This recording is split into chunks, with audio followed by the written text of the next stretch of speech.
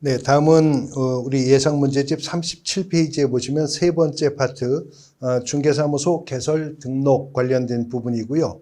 먼저 교육에 관련된 문제들 나오고 있습니다. 공인중개사 법령에 규정되어 있는 교육이라고 하는 거 네 가지 교육이 있죠. 실무교육, 연수교육, 직무교육, 부동산 거래사고 예방교육 네 가지 교육을 상호 비교하면서 어떤 공통점과 차이점이 있는가 비교 분석해 두셔야 될 부분인데요. 1번 대표 문제부터 보겠습니다. 공인중개사 법령상 실무교육에 관한 설명으로 틀린 것을 묻고 있는데 1항 법인인 개업공인중개사의 공인중개사가 아닌 임원 또는 사원도 실무교육을 받아야 한다.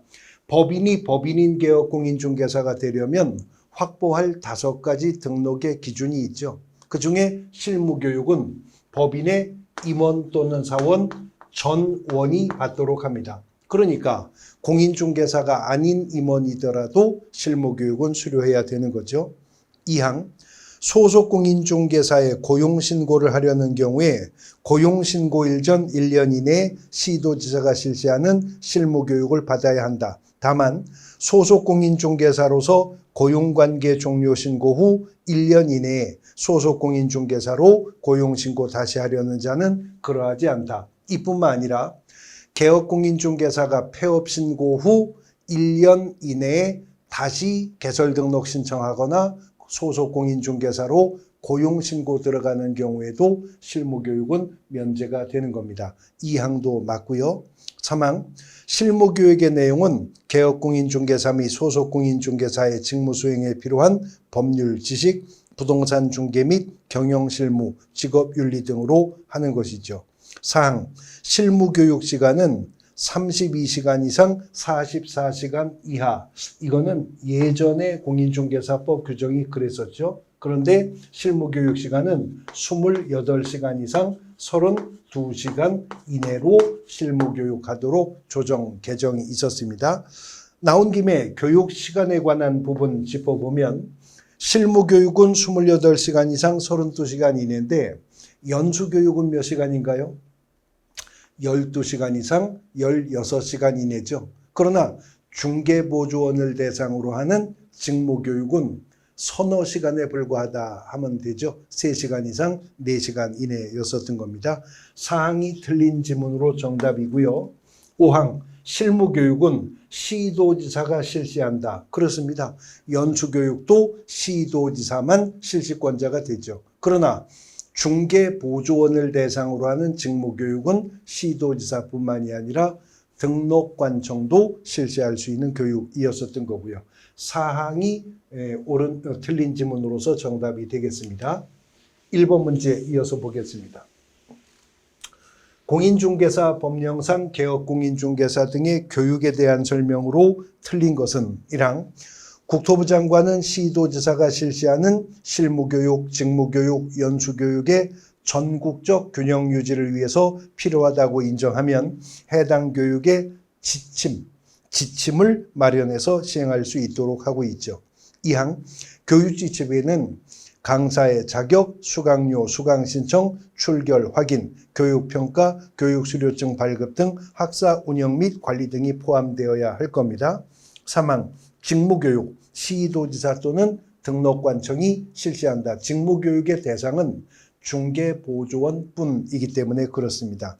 4항 직무교육 시간, 방금 전 문제에서 언급했듯이 3시간 이상 4시간 이하로 하는 거죠. 5항 직무교육의 내용은 부동산 중개 관련 법 제도의 변경사항, 부동산 중개 및 경영실무 직업윤리로 한다. 법 제도의 변경사항은 공인중개사가 아니어서 단순한 업무만 보조할 수 있는 중개보조원에게 할 교육의 내용이 아닌 것이죠. 그래서 5항이 틀린 지문으로서 정답이 되는 것입니다. 2번 문제. 공인중개사 법령상 연수교육에 대한 설명으로 옳은 것은 1항 연수교육은 실무교육을 받은 개업공인중개사 및 소속공인중개사가 연수교육 대상자이다. 그러나 중개보조원은 연수교육 대상자에 해당하지 않는다. 중개보조원이 받아야 할 공인중개사법상의 유일한 교육은 직무교육분이었었으니까요. 1항이 옳은 지문으로서 정답이 됩니다. 2항 연수교육은 실무교육 또는 연수교육을 받은 후 2년마다가 맞죠? 1년마다가 아니라 2년마다 정기적으로 받는 것이고요. 3항 시도지사는 연수교육을 실시하려는 경우 실무교육 또는 연수교육을 받은 후 2년이 되기 2개월 전까지 교육 통지를 하도록 하고 있습니다. 틀렸죠? 4항 연수교육은 시도지사 또는 등록관청이 실시 기관이 된다. 직무교육은 그렇습니다. 그러나 실무교육과 연수교육은 오직 시도지사만이 실시권자가 되지 등록관청이 실무교육이나 연수교육을 실시할 수는 없는 겁니다. 5항 연수교육에 대해서는 업무위탁 인정되지 않아요? 인정되죠. 실무교육도 연수교육도 직무교육도 공인중개사 협회에 위탁할 수도 있고요. 공기업 준정부 기관에 위탁할 수도 있고요. 부동산 관련 학과가 개설된 고등교육법 규정에 의해서 설립된 전문대학 포함한 대학에도 교육 업무가 위탁될 수 있었습니다. 1항이 옳은 지문으로 정답이 되겠습니다. 이어지는 3번 문제. 공인중개사 법령상 개업공인중개사 등의 교육에 관한 설명으로 옳은 것은 1항 국토교통부 장관은 실무교육의 균형 유지를 위해서 필요하다고 인정하는 경우에 실무교육을 직접 시행할 수 있다. 국토교통부 장관은 교육의 지침을 마련해서 시행할 수 있지 국토부 장관이 실무, 연수, 직무교육을 실시할 수는 없습니다. 공인중개사 법령상 국토교통부 장관이 시행할 수 있는 유일한 교육은 부동산 거래사고 예방교육뿐이었었던 거죠. 2항 직무교육은 소속 공인중개사 및 중개보조원을 대상으로 합니까? 오직 중개보조원을 대상으로 하죠. 소속 공인중개사는 직무교육이 아니라 실무교육을 받아야 하니까요. 3항 국토부 장관, 시도지사 및 등록관청은 필요하다고 인정하면 개업공인중개사 등의 부동산 거래사고 예방을 위한 교육을 실시할 수 있다. 4항이 옳은 지문, 3항이 옳은 지문이 되는 것이죠. 그 다음 4항 국토교통부 장관은 시도지사 및 등록관청이 실무교육, 직무교육, 연수교육을 실시하는 경우 대통령령으로 정하는 바에 따라서 필요한 비용을 지원할 수가 있다 그랬는데 3항에 국토부 장관, 시도지사, 등록관청이 부동산 거래사고 예방교육 실시할 수 있다 옳고요. 4항이 국토부 장관은 시도지사 및 등록관청이 실무교육, 직무교육, 연수교육을 실시하는 경우에 교육의 지침을 마련해서 시행할 수 있는 것이지 필요한 비용 지원이 있다라고 규정하고 있지는 않습니다. 대통령령으로 정하는 바에 따라서 필요한 비용을 지원할 수가 있는 거죠. 실무, 연수, 직무교육에 대해서는 지원 규정이 없는 겁니다. 5항 국토부 장관, 시도지사, 등록관청은 부동산 거래 질서를 확립하고 부동산 거래 사고로 인한 피해를 방지하기 위해서 부동산 거래 사고 예방을 위한 교육을 실시하려면 교육일 7일 전까지가 아니라 10일 전까지죠. 10일 전까지 교육일 시, 교육 장소, 교육 내용을 교육 대상자에게 통지토록 하는 것입니다. 3항이 옳은 지문으로서 정답이 되겠습니다. 4번 문제.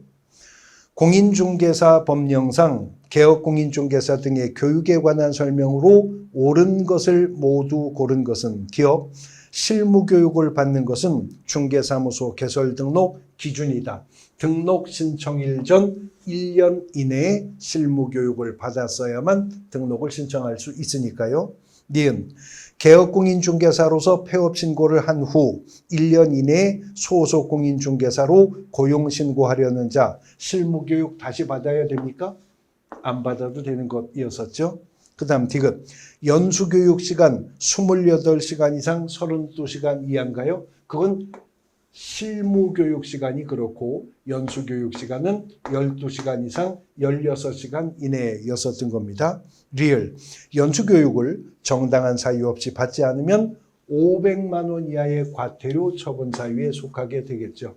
기업과 리을이 옳았었습니다. 그래서 이 항이 정답이 되겠습니다. 교육과 관련된 문제들 보셨고요. 이제 중개사무소 개설 등록 관련된 문제들 보겠습니다. 1번 문제. 공인중개사 법령상 중개사무소 개설 등록에 대한 설명으로 옳은 것은 1항 부동산 거래질서 확립을 위하여 등록의 기준을 갖춘 경우라도 중개사무소 개설 등록 제한할 수 있다. 등록은 행정청의 재량권이 인정되지 않는 기속행위에 불과하죠. 그러므로 절차에 하자가 없다면 등록은 수리행위에 불과합니다. 제한할 수 없습니다. 2항 중개사무소 개설 등록 관련 규정은 강행 규정이므로 중개사무소 개설 등록을 하지 않고 중개업을 한 자가 중개하여 매매계약이 체결되면 그 매매계약이 무효인가요? 매매계약은 그대로 유효하죠. 부동산 중개업이 되기 위하여 등록이 필요한 게 아니라 중개업이 적법하게 되기 위해서 등록이 필요한 것일 뿐이기 때문에 등록을 하지 않았어도 다른 사람의 의뢰에 의하여 일정한 보수를 받고 중개를 업으로 행하는 4가지 요건이 충족되는 행위를 했다면 그 행위는 중개업을 한 행위가 되는 것이고요. 그 중개로 말미암아 성사된 거래 당사자 간의 거래 계약도 유효한 것입니다. 3항 중개사무소 개설 등록하지 않고 중개업을 한 자와 중개 의뢰인 간의 중개보수 지급 약정은 유효이다. 무효가 되는 것이죠. 4항 무자격자는 우연한 기회에 1회 중개를 한 경우라도 중개보수 청구할 수가 없다. 무자격자가 우연한 기회에 한 건의 중개를 한 것은 중개업을 한 것은 아니기 때문에 보수 청구권 인정을 부정하지 않습니다. 5항 공인중개사라 하더라도 중개사무소 개설 등록을 하지 않고 중개업을 한다면 중개사무소 개설 등록하지 않고 중개업을 한 자, 공인중개사도 등록을 안 하고 한 중개업은 무등록 중개업자로 처벌됩니다. 이른바 3년 이하의 징역 또는 3천만 원 이하의 벌금형에 해당하게 되겠죠. 5항이 옳은 지문 정답이 되겠습니다. 이어지는 2번 문제. 공인중개사 법령상 중개사무소 개설 등록 신청 시 첨부하는 서류에 대한 설명으로 틀린 것은 1항 손해배상 책임을 보장하기 위한 보증 설정 증명 서류는 첨부하는 서류에 해당되지 않는다. 등록 신청 시 보증 설정 증명 서류 첨부 서류가 아니죠. 왜냐하면 등록을 통지받고 나서 업무 개시하기 전까지 업무보증 설정하면 되는 것이니까.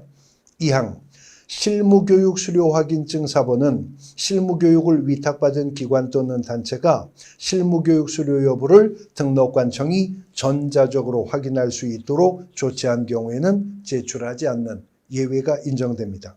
3항 건축물 내장에 기재된 건물의 중개사무소를 확보했음을 증명하는 서류는 등록 신청 시 첨부해야 되는 서류에 해당하는 거죠. 4항 내국인일 경우 등록에 결격 사유가 없음을 증명하는 서류는 중개사무소 개설 등록 신청 시 첨부해야 되는 서류이지만 아닙니다. 외국인일 경우에 첨부하는 서류고요. 내국인일 경우에는 등록 신청 받은 등록관청이 본적지 신원 확인 작업 등을 통해서 확인해야 될 문제죠. 사항이 틀렸고요. 5항 등록관청은 자격증을 발급한 시도지사에게 중개사무소 개설 등록을 하려는 자의 공인중개사 자격 확인을 요청해야 됩니다. 왜냐하면 등록 신청하는 자가 공인중개사 자격증 사본 제출할 의무는 없는 것이기 때문에 그렇습니다. 사항이 틀린 지문으로서 정답이 되겠습니다. 3번 문제. 공인중개사 법령상 중개사무소 개설 등록에 관한 설명 중 옳지 않은 것은 1항 중개업을 영위하려는 자는 중개사무소를 두고자 하는 지역을 관할하는 시장, 군수 또는 구청장에게 중개사무소 개설 등록을 하여야죠. 그 시장, 군수, 구청장을 등록관청이라고 부르는 것이고요. 2항 공인중개사 또는 법인이 아닌 자는 중개사무소 개설 등록을 신청할 수 없죠.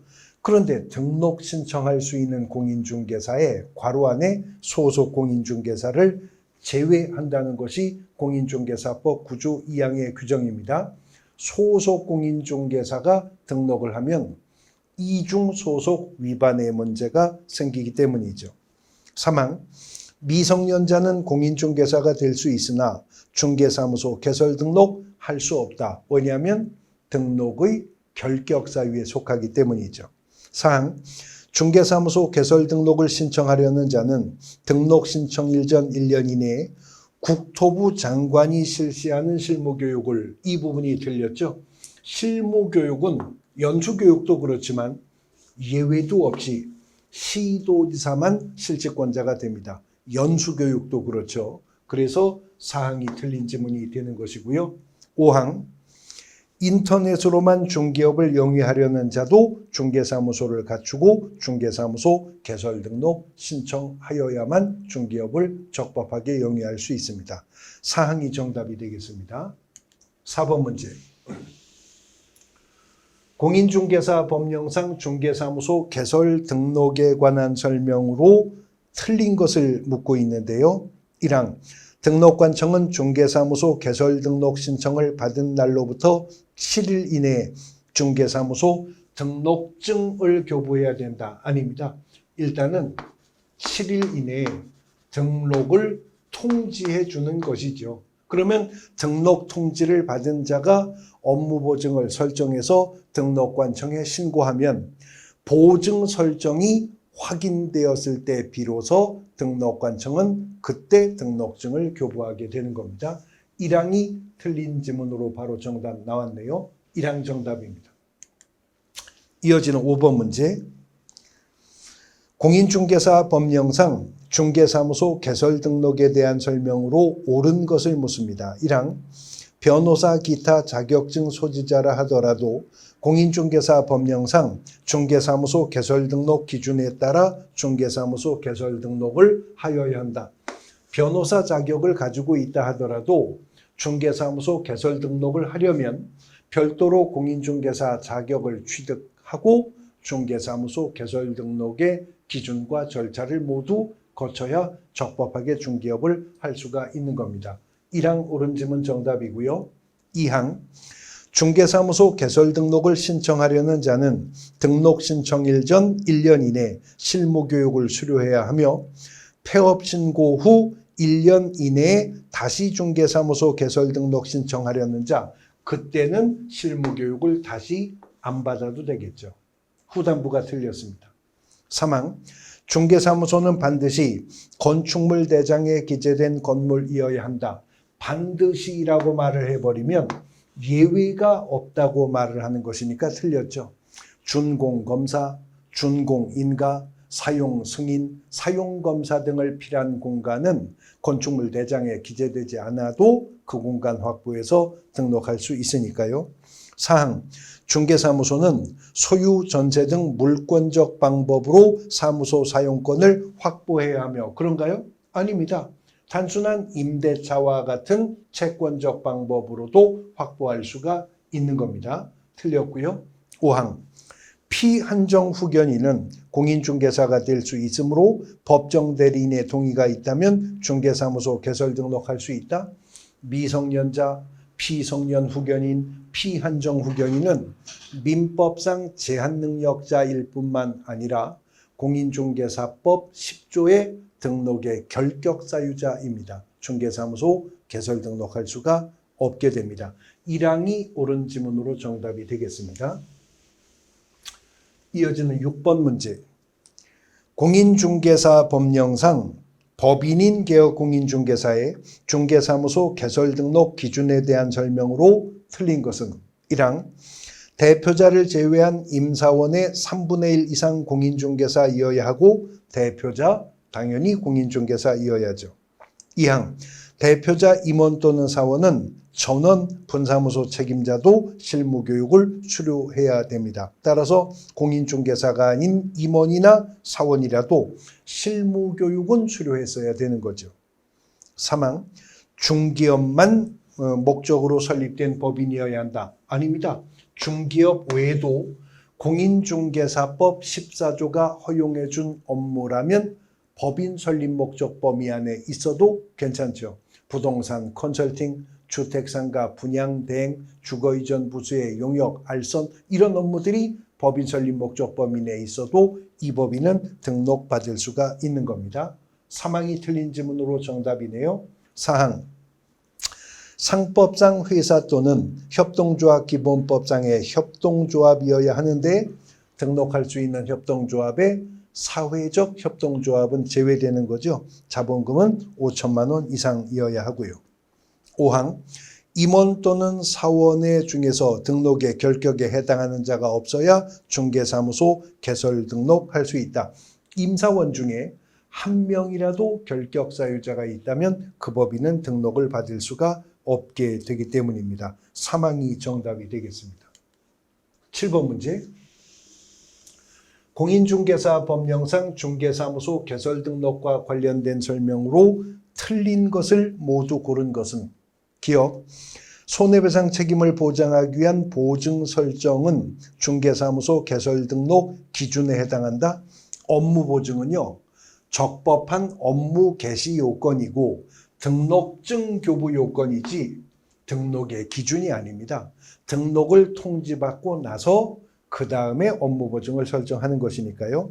니은 외국인도 공인중개사 법령상 중개사무소 개설 등록 기준에 따라 중개사무소 개설 등록을 해야 된다. 당연히 내국인이든 외국인이든 개인이든 법인이든 중기업을 적법하게 행하기 위해서는 중개사무소 개설 등록을 하여야 하죠. 디귿. 농업협동조합법상 지역농업협동조합도 중개사무소 개설 등록을 해야만 중기업을 영위할 수 있다. 농업협동조합법상의 지역농협이 농지에 대해서 조합원 간의 중개를 할 때 공인중개사법 구조상의 법인의 등록의 기준과 절차를 면한다는 규정이 있습니다. 그래서 지역농협은 등록의 기준을 갖추지 않고도 중개업을 할 수가 있는 거죠. 리을. 부동산 중개사무소 등록대장은 전자적 처리가 불가능한 특별한 사유가 없으면 전자적 처리가 가능한 방법으로 관리를 하여야 할 것이고요. 지금은 틀린 것을 고르라고 했으니까 니은과 리을입니다. 그래서 사항이 정답이 되는 것이죠. 8번 문제. 공인중개사 법령상 중개사무소 개설 등록과 관련된 설명으로 틀린 것을 모두 고른 것은 기억. 광역시장은 중개사무소 개설 등록을 한 자에 대해서 법령에 따라 중개사무소 등록증을 교부해야 된다. 그러면 광역시장이 등록관청이 될 수 있다는 말인데 광역시는 무조건 분구가 되어 있죠. 구가 있는 도시에서는 구청장들이 등록관청이지 시장은 등록관청일 수가 없습니다. 니은. 중개사무소 개설 등록을 하기 위해서 면적이 50제곱미터 이상인 사무소를 확보해야 된다. 건축물 대장에 기재된 공간에 사무소 확보를 요구할 뿐이지 면적에 대한 제한 규정은 없습니다. 디귿. 등록관청이 중개사무소 등록증을 교부한 때에는 이 사실을 다음 달 10일까지 국토부 장관이 아니라 공인중개사 협회에 통보를 해야 되는 거죠. 박스 내의 모든 지문이 틀렸습니다. 5항이 정답이 되겠습니다. 9번 문제. 공인중개사 법령상 중개사무소 개설 등록에 관한 설명으로서 옳은 것을 찾습니다. 1항. 공인중개사가 개설 등록을 신청하는 경우 연수교육 받아야 하나요? 실무교육을 먼저 받았어야 되겠죠. 2항. 개설 등록을 하고자 하는 자가 사용대차한 건물에는 개설 등록할 수 없습니까? 있습니다. 사무소는 개업공인중개사가 공동 사용할 수도 있는 것이니까요. 3항. 건축법상 가설건축물 대장에 기재된 건물 개설 등록할 수 없는 거죠. 건축물 대장에 기재된 공간에 사무소가 확보되었어야 하는 거니까요. 4항. 법인의 경우에 대표자는 공인중개사이어야 하며 대표자를 포함한이 아니라 대표자를 제외한 임사원 중 3분의 1 이상이 공인중개사이어야 하는 거죠. 5항 외국에 주된 영업소를 둔 법인이 개설 등록을 하기 위해서는 상법상 외국 회사 규정에 따르는 영업소 등기를 증명하는 서류를 첨부해야 됩니다. 구체적으로 상법 614조에 근거한 영업소 등기 증명 서류를 제출하도록 하고 있는 거죠. 5항이 옳은 지문으로서 정답이 되겠습니다. 10번 문제. 공인중개사 법령상 법인이 중개사무소 개설하려는 경우 그 등록의 기준으로 옳은 것은 1항 건축물 대장에 기재된 건물에 100제곱미터 이상의 사무소 확보할 것 면적에 대해서는 전혀 등록의 기준에 언급이 없다고 했었죠. 2항 대표자 임원 또는 사원 전원이 부동산 거래사고 예방 교육이 아니라 실무 교육을 받았어야 하는 것이고요. 3항 협동조합 기본법에 따르는 사회적 협동조합은 자본금이 5천만 원 이상이어도 등록할 수가 없습니다. 사회적 협동조합은 등록 가능한 법인에서 제외가 되는 것이니까요. 4항 상법상 회사인 경우 자본금 5천만 원 이상이어야죠. 4항이 옳고요. 5항 대표자는 공인중개사이어야 하며 대표자를 제외한 임원 또는 사원 중 2분의 1이 아니라 3분의 1 이상이 공인중개사일 것을 요하는 겁니다. 사항이 옳은 지문으로 정답이 되겠습니다. 이어지는 11번 문제. 공인중개사 법령상 중개사무소 개설 등록에 관한 설명으로 틀린 것은 1항 법인은 주된 사무소를 두려는 지역을 관할하는 등록관청에 중개사무소 개설 등록해야 되겠죠. 2항 대표자가 공인중개사가 아닌 법인은 중개사무소 개설 등록 안 됩니다. 3항 법인의 임원 중 공인중개사가 아닌 자도 분사무소 책임자가 될 수 있나요? 만약에 다른 법률의 규정에 의하여 중개업을 영위하는 법인이라는 전제가 있었다면 가능하지만 그렇지 않다면 분사무소 책임자는 공인중개사이어야 할 겁니다. 3항이 정답이고요. 4항 소속 공인중개사는 중개사무소 개설 등록 신청할 수 없죠. 왜냐하면 공인중개사법이 이중 소속을 제한하고 있으니까.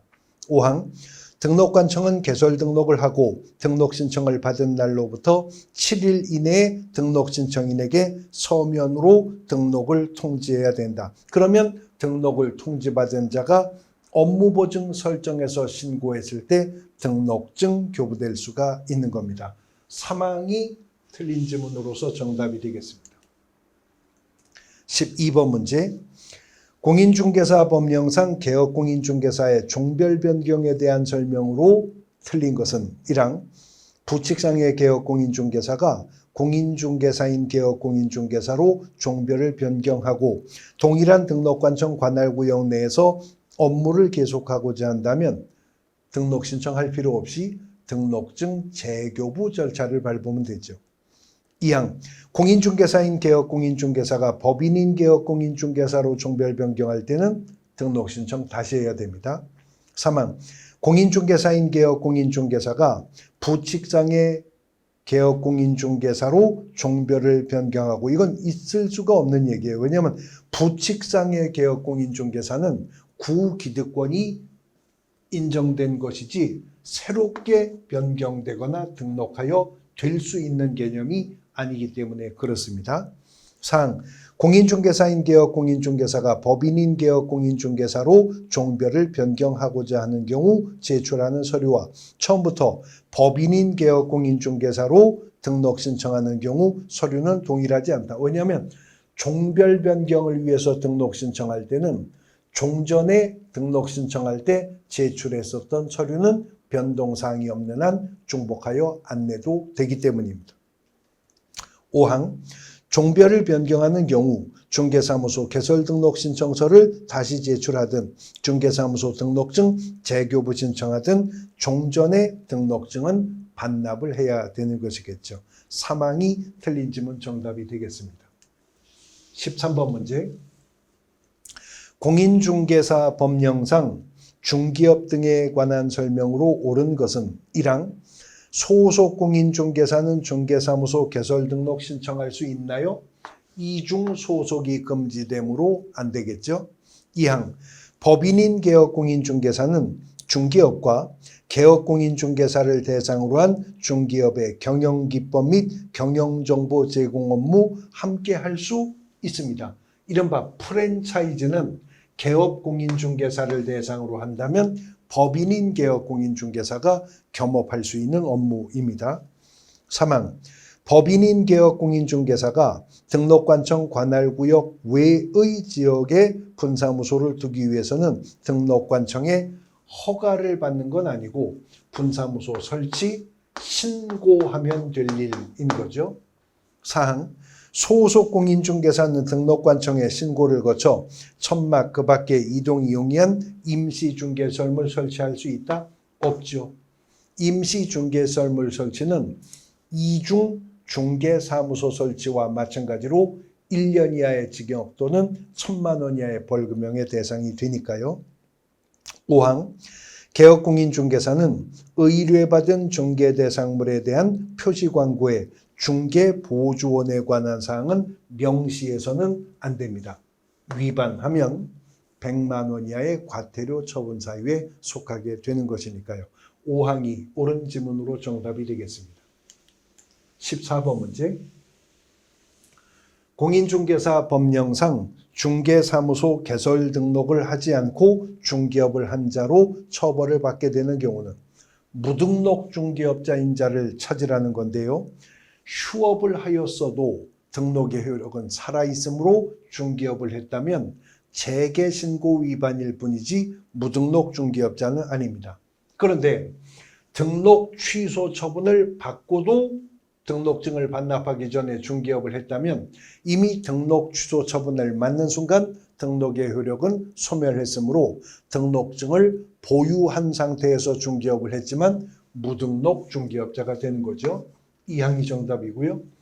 폐업 신고를 하지 않은 사실상 폐업의 상태에서 다시 중개업을 했다면 폐업 신고가 수리되지 않는 한 종전의 등록의 효력이 살아있기 때문에 무등록 중개업자라 할 수는 없습니다. 이중으로 중개사무소 개설 등록했다면 이중 등록 위반으로 절대적 등록 취소 사유에 속하지만 무등록 중개업자는 아니고요. 등록의 서면 통지를 받고 등록증 교부받기 전에 중개업을 했어도 이미 등록이 통지된 상태에서 중개업을 했다면 그자는 무등록 중개업자라 할 수는 없겠죠. 2항이 정답이 되겠습니다. 15번 문제. 공인중개사 법령상 등록관청이 공인중개사협회에 다음 달 10일까지 통보하는 사항에 해당하지 않는 것을 모두 고른 것은 중개사무소 개설 등록사항 통보하지만 형벌은 법원에서 부과받는 것이기 때문에 등록관청이 협회에 통보할 정보는 아니죠. 분사무소 설치 신고, 등록 취소나 업무정지 처분은 다 등록관청이 받는 거지만 자격 취소도 시도지사 소관이지 등록관청 소관이 아니니 등록관청이 협회에 통보할 이유 없겠죠. 휴폐업 신고사항, 고용인의 고용신고, 고용관계 종료신고는 다 다음 달 10일까지 협회 통보해야 됩니다. 니은과 미음이 배제가 됩니다. 2항이 정답이 되겠습니다. 이어지는 16번. 공인중개사 법령상 중개사무소에 게시해야 하는 것이 아닌 것은 그랬는데 우리 공인중개사 법령이 17조에서 공인중개사법 17조에서 중개사무소 안에 보기 쉬운 곳에 게시해야 될 것을 5가지 정하고 있죠. 중개사무소 개설 등록증 원본, 공인중개사 자격증 원본, 물론 소속 공인중개사 자격증도 포함입니다. 그리고 중개보수 실비를 계산하는 요율 한도액표와 보증 설정 증명서류, 그리고 작년 개정으로 부가가치세법상의 사업자 등록증까지 포함되었습니다. 그러나 실무교육 수료 확인증 원본은 공인중개사법상 게시 의무에 포함되어 있지 않은 것이죠. 5항이 정답이 되겠습니다. 이어지는 17번 문제. 공인중개사 법령의 내용에 관한 설명으로 틀린 것은 1항 개업공인중개사는 다른 개업공인중개사의 소속 공인중개사가 될 수 없죠. 왜냐하면 공인중개사법이 이중 소속을 금지하니까요.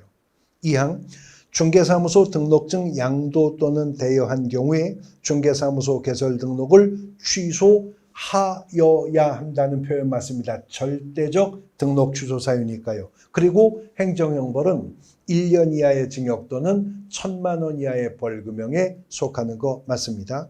3항 공인중개사가 무자격자로 하여금 공인중개사 명의로 개설 등록을 마친 중개사무소의 경영에 관여하거나 자금을 투자하고 그로 인한 이익을 분배받도록 하였더라도 무자격자가 공인중개사 업무를 수행하지 않았다면 이거는 등록증도 자격증도 양도되어야 한 행위가 아닌 겁니다.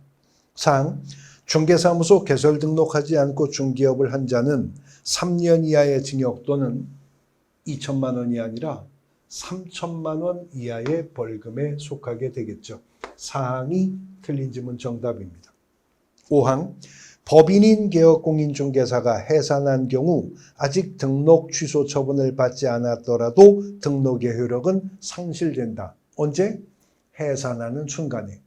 개인인 개업공인중개사가 사망을 하면 등록관청은 반드시 등록을 취소해야 되지만 이미 등록 취소 처분이 있기 전에 사망하는 그 순간 등록의 효력은 소멸하는 겁니다. 등록은 대인적인 처분이면서 일신전속적인 속성을 가지고 있기 때문에 그런 것입니다.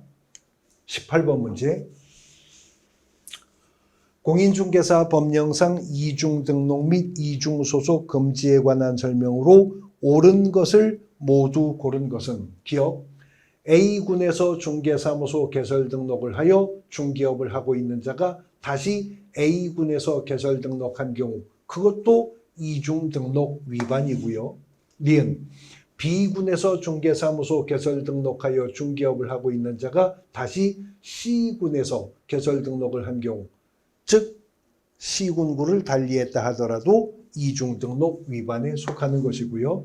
디귿 개업공인중개사 갑에게 고용되어 있는 중개보조원은 개업공인중개사인 법인의 의뢰 사원이 될 수 없다. 왜냐하면 공인중개사법이 이중 소속도 금지하고 있기 때문에 그런 것이죠. 리얼 이중 소속 금지에 위반한 경우에 1년 이하의 징역 또는 1,000만 원 이하의 벌금형에 처한다.